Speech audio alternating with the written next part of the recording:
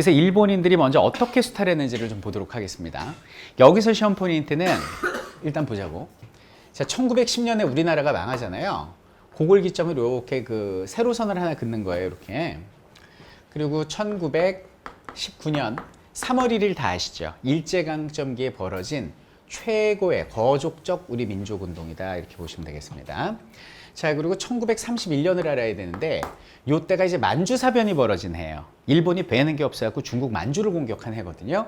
그래서 요때를 기준으로 또 선을 하나를 이렇게 그어줘요.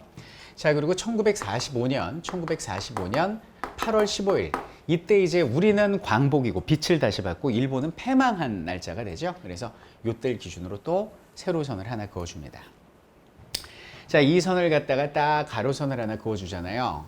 이렇게 되면 총 일제강점기 35년이 3개의 덩어리로 나눠지게 됩니다. 그래서 이때를 뭐라고 부르냐면 제1기 1910년대. 일본이 우리를 초반에 기죽인다고 무력으로 처단하는 정치를 막 펼쳐요.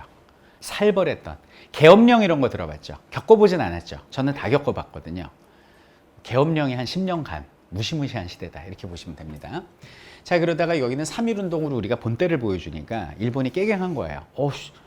여기는 조선민족은 총칼로 다스려서 안 되겠구나. 구석으로 모니까 막 무서워. 무서워. 안 되겠다. 일단 살살 달래야지, 그러면서 2기 20년대죠. 요때는 이른바 문화 통치의 시대를 열어요. 이름만 들어도 조금 달콤달콤하죠? 근데 겉으로만 문화 통치일 뿐 사실상 약속을 하나도 지키지 않는 기만 통치였다, 이렇게 보시면 되겠습니다. 자, 그러다 3기가 됩니다. 여기는 3기가 31년부터 이제 45년까지 3, 40년대가 되는데요. 이때는 일본이 이제 거의 전쟁 미치광이가 돼요.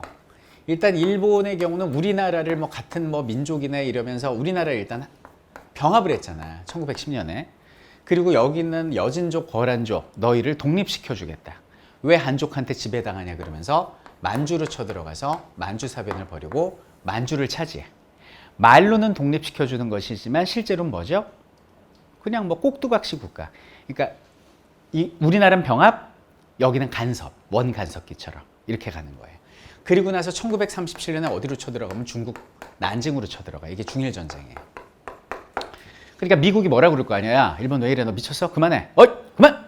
그러니까 석유 끊는다. 그만. 그러니까 그러면서 쳐들어가요. 진짜. 그러니까 지구 반의 반바퀴를 돌아가지고 이리로 쭉 가면 뭐가 나와요? 하와이가 나옵니다. 그리고 더 가면 미국 나오잖아요. 세상에 여기는 하와이를 때려버려. 그게 진주만 공습아니에요. 진주만이 하와이에 있잖아. 그러니까 만주사변, 중일전쟁, 태평양전쟁, 이것 때문에 미국이 2차 대전에 참전하거든요. 이쯤 되니까 일본은 모든 게 부족한 거야. 전쟁 물자도 부족하고 인력도 부족하고. 그럼 본토에 인력이 없으니까 총알바지를 어디서 구해? 여기서 구하는 거죠. 그래서 여기 있는 사람들을 전쟁터에 끌고 가야 되는데 억지로 끌고 가면 안 싸우고 도망갈 거 아니야. 그러니까 이제 꼬셔대는 거지. 야, 너 그거 알아? 우리 같은 민족이야. 진짜야? 막 이거죠. 하나라고. 우린 하나야. 그러니까 너희 민족성 버려. 우린 한 민족이니까 우리 천황 폐하를 위해서 우리 함께 목숨을 바치자. 뭐 이따위 소리를 해요. 이게 바로 민족 말살 정책이다. 이렇게 보시면 되는 거예요. 알겠죠? 이렇게 3기로 나누시면 됩니다. 자, 그러면 일단 요게 지금 우리 이번 시간은 수탈의 역사만 볼 거거든요. 수탈의 역사만. 그럼 1910년대 무단 통치, 그리고 20년대 문화 통치, 30년대 민족 말살 통치, 요 시기의 대표적인 수탈을 한번 살펴보도록 할게요. 일단 키워드별로 보면 되는데, 자 보세요. 1905년에 을사조약 맺었잖아요. 을사조약 맺고 뭐가 딱 생겨나게 되냐면 남산의 통감부가 만들어지고 초대 통감 이토 히로부미가 와요. 그리고 이제 1909년 가면서 2대 통감 오고 소네 아라스케, 그리고 3대 통감이 데라우치 마사타케거든요. 그 3대 통감이 우리나라 병합되면서 초대 총독이 돼. 데라우치 마사타케가. 그래서 뭐 그런 건 알 필요 없고 하여튼 무조건 일제강점기는 통감부가 아니라 조선 총독부가 우리나라를 괴롭혔다. 우리나라 광복할 때까지 9대 총독이 와요. 1대부터 9대까지 총독이 부임했다. 이렇게 보시면 돼요. 이 조선 총독부가 남산에 있다가 경복궁 경내로 이동을 합니다. 근데 지금 경복궁가도 이런 거 없죠. 어디 갔어? 폭파시켜 버렸어요. 누가?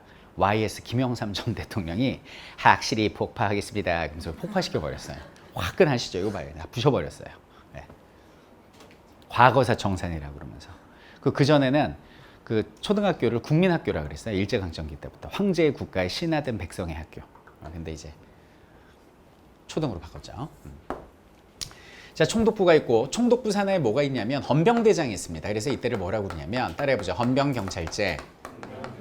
만약에 만화로 일제강점기가 나오잖아요. 근데 정복을 입고 칼 차고 말 타고 다니는 경찰 나오면 무조건 10년대가 답이에요. 이때부터 보통 경찰, 일반 경찰로 바뀝니다. 그죠? 그래서 경찰이 칼 차고 말 타고 다니면, 정복 입고 다니면 10년대고요. 그리고 이때 지금 사진이 뜨고 있는데요. 여기 보면 이게 어느 학교의 졸업식이거든요. 이 사람들이 놀랍겠지만 선생들이에요. 선생님들이 칼을 차고 수업을 합니다. 그래서 이 10년대의 특징은 이 무단 통치, 공포 정치이기 때문에 교원이랄지 일반 공무원들의 칼 착용이 의무가 됩니다.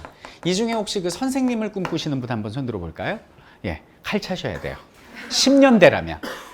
근데 지금은 칼을 찰 필요 없이 뭘 차야 될까요? 학생에 대한 사랑을 차야겠죠. 근데 그때는 뭐 의무적으로 칼을 차고 들어가야 되는 무시무시한 시대였다 이렇게 보시면 되겠습니다.